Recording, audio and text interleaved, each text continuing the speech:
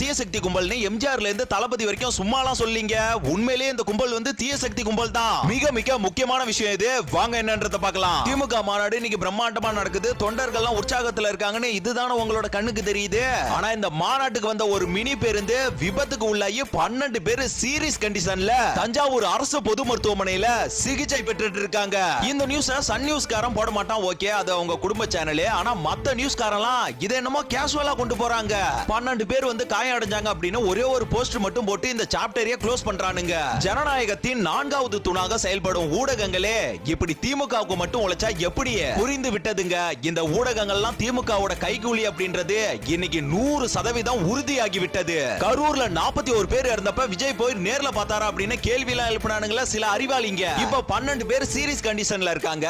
இப்ப இதுக்கு நீங்க என்ன முட்டு கொடுப்பீங்க? இந்த திமுக காரங்க இந்த விஷயத்துக்கு முட்டு கொடுத்தா கூட பரவாயில்ல, ஏத்துக்கலாம். ஆனா இந்த விபத்து விஷயத்தை அப்படியே மூடி மறைக்கிறாங்க.